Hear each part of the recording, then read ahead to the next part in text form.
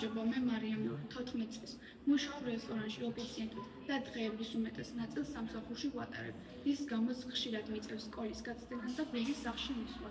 ამიტომაც დავალებებს ვიღებ აკეთებ. მუშაობით ვიღლებ, მაგრამ გულიც მჭირდება, ამიტომ სხვა გზა არ მაქვს. სწავლა ძალიან მინდა, მაგრამ რთულია ყველაფერი ერთად მოვახერხო. მიუხედავად ყველაფრისა, არ ვიმეორებ და ვცდილობ ერთი ნაბიჯი წინ მაინც გადავდგა, რათა მომავალში უკეთესი შესაძლებლობები მქონდეს. გამარჯობა, მე ლარო ვარ 13 წლის ქუჩაში მუსიკას ვიყავ, რადგან ოჯახში მდგომარეობა მაქვს და მინდა ეს შემიძლია იმით დავაკვირდო.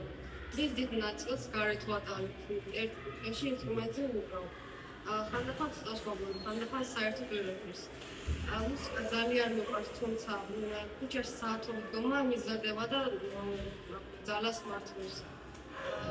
ასევე შედარების გამო სკოლაშიც რომ მივიდივარ და ხანდახან მეცადინებასაც ვერ ვასწავლე. სწავლა ძალიან მინდა, თუმცა ყველაფერს შეთავსება მიჭირს. ასევე ქუჩის ხმაური შედარება ისეცივეც შესმიშლის ამ ყველაფერს.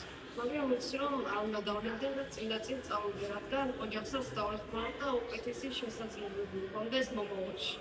გამარჯობა, მე 15 წლის არნავი ვარ და ვცხოვრობ ინდოეთში. ყოველდღე დღე-დღეები და სამუშაოზე მიგვიყვება. როგორც სხვა ბავშვები. თუ გაგიმართლა ქარხანაში მოხდები სამუშაოდ, ხოლო თუ არ გაგიმართლა ჩვენსავით ნაგვის აგრიფა მოგიწევს. იქ ძალიან საშინელი ნივთებია, ზოგან ჭრელი ნივთები, ზოგან კი საშინელი ქიმიკატები, მაგრამ სხვა გზა არ აქვს. ჩვენ თუ არ ვმუშაობთ, ჩვენ ოჯახებს გაუჭირდებათ და არც საჭმელი და არც საშუალება გვექნება საცხოვრებლის. მეც მინდა რომ სკოლაში ვიარო და მქონდეს ფირატი ფანქრები და პასტები. მე 16 წლის შოთა ვარ. სწავლასთან ერთად ჩვენებობაზეც ვმუშაობ. ბევრმა არის როგორია სიცივეში დილით ადრე ადგომა და ესეც რთულ სამუშაოზე ბავშვისთვის მუშაობა. თან ამავდროულად იმაზე ფიქრი თუ რამდენს გამოიმუშავებ, რომ ოჯახს დაეხმარო. ზოგჯერ ვხედავ ჩვენ თანატოლებს, როგორ საუბრობენ მომავალ პროფესიებზე. მე კი ხშირად იმაზე ვფიქრობ, როგორ არ გადავიღალო სამსახურში იმდენად, რომ მომდევნო დღეს სკოლაში წასვლა შეძლო. ვიცი რომ სწავლა ჩემი ერთადერთი გზა უკეთესი მომავლისკენ, მაგრამ ცხოვრება ამის საშუალებას არ მაძლევს. მინდა რომ სურსო ადამიანება დაინახონ რომ ბავშვს ხარდაჭერა გჭირდება და არ მქონდეს ისეთი მომავალი რომ ჩვენ ბავშვობა არ დავგარდოთ. გამარჯობა, მე ვარ ელენე, 13 წლის. ვარ დაბადებული ტოლვილთა ოჯახში, ამიტომაც ფინანსურად ხელდაშლილები არასდროს არ ყოფილვართ. ბავშვობიდან მიწევდა რთულ სამუშაოებზე მუშაობა და დღემდე მიწევს. სკოლაში ვერასდროს ვერ ვასწრებ დავალებების გაკეთებას და ასე შემდეგ, რადგან დრო არ მაქვს ამისთვის. ჩემი გრაფიკი დატვირთულია. დილიდანვე ჩემს სახლს ვალაგებ, შემდეგ კი სხვა სახლებში მივიდივარ და მათაც ვალაგებ. ჭურჭელს ვეცხავ, იატაკებს ვაზუთავებ და ასე შემდეგ.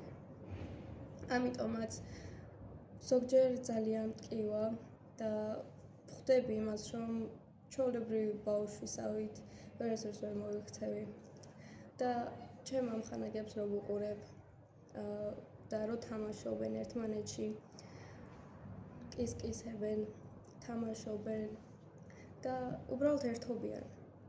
ხვდები, რომ ოჯახს უფრო ვჭირდები, ვიდრე ამ რაღაცებზე დავკარგო დრო. მოგესალმებით, მე ვარ 14 წლის. პირველად შეიძლება თქვას, რომ ამ ასაკში ადამიანის სწავლაზე, მეგობრებზე და ოცნებებზე უნდა ფიქრობდეს, მაგრამ ჩემი დღეების უცხონელად გამოიყურება. დილით ადრე ვდგები, ისე ადრე, რომ ზოგჯერ გარეთ ისევ ბნელა, მზე კი ისევ დუმს. სანამ სკოლაში მევალ ბაზარში უნდა გავიარო, იქ მუშაობ, ვეხმარები ერთ გამყიდველს, სხვადასხვა ახალი ჩასასმელისა და ჩანთების გაყიდვაში. ველგებმა ტყუილებს ვასწრებ ზოგჯერ მძიმე ჩანთებსაც. ხელები ხშირად მტკივა, მაგრამ ხვალს არ ვიღებ, ვიცი რომ სახლში ფული გვჭირდება. ოჯახში პრობლემებია, მამა ვერ მუშაობს, ზედა მთელი დღე და ღამე გასულია. მუშაობს, ყველაფერს ცდილობს, მაგრამ მაინც არ მყოფნის. მეც ამიტომ დავიწყე მუშაობა. სკოლაში თავს ყველასაგან განსხვავებულად, მარტოსულად ვხსნა, ყოველთვის დაღლილი მივდივარ, ვერ ვასწრებ ყველაფრის ერთად კეთება. ზოგჯერ გაკვეთილზე თვალი მეხუჭება და მასწავლებელი გაკვეთილიდან მათავისუფლებს. მაგრამ როგორ ავუხსნე, რომ უბრალოდ ძალიან დაღლილი ვარ, რომ საღამოს მშვიერი მივდივარ სახლში, ვერც დასვენებას ვასწრებ და დაღლილი ვიძინებ და ვიღუძებ, რომ შემიძლია სწავლა, მაგრამ არ მაქვს დრო და ადგილი. თანატოლები მეკითხებიან, რატომ ვერ გავდივარ მათთან ერთად, მუდმივად რატომ ჩქარო, მაგრამ არ შემიძლია ლაპარაკი, თითქოს სიტყვები არ არსებობს მყოფნის. როგორ ავუხსნა მათ, რომ თამაშზე ფიქრი მიდედეს შორსდგა ჩემგან, თითქოს სხვა სამყაროა. ზოგჯერ ბაზარში ყუთს საწევას ვცდილობ და ზურგში სიმწრის ჩამიცდება ტკივილი და ვფიქრობ, ეს არ არის ის, რასაც ბავშვი უნდა აკეთებდეს, ბავშვი უნდა სწავლობდეს და არა მუშაობდეს. ყოველდღე უფრო მეტად გრძნობ, თუ როგორ მიჭირს ერთდროულად ყველაფრის გაკეთება, ოჯახისთვის ზრუნვა, სწავლა, მუშაობა და საკუთარი თავის დაცვა, საკუთარი პრობლემების თავად მოგვარება. მინდა რომ ჩემი მომავალი სხვანაირი იყოს, მინდა სკოლა დავამთავრო, პროფესია მქონდეს. ისეთი ცხოვრება, სადაც ბავშვებს სამუშაოს გამო არ მოუწევთ ოცნებებისა და მიზნების უკანო ფლანგზე გაწევა და გადადება. ხშირად ვფიქრობ, რომ არიან ბავშვები, რომთაც არავინ უსმენს და მათი ხმა იმდენად მიუწვდომელია ყველასთან, როგორც ჩორეული ექო, რომელიც სუბუქად მოდის და ვერ მივყვებით. ბევრ ჩვენგვანი უხმოდ იტვირთავს ყველაფერს, მაგრამ სინამდვილეში ძალიან მარტივი რამ გვინდა, სწავლა, მშვიდი ბავშვობა და გარემო და შესაძლებლობა, რომ მომავალში ჩვენ თვითონ ვიქცით იმ ადამიანებად, რომლებსაც ახლა ვეძებთ და გვაკლებთ. ეს არის ჩემი ისტორია ბავშვის, რომელიც მუშაობს, მაგრამ აიც არ კარგავს იბედს, რომ ერთ დღეს შეიცვლება რაიმე, რაღაც რაც სრულიად ჩვენს ცხოვრებას უკეთესობისაკენ. მადლობა ყურადღებისთვის.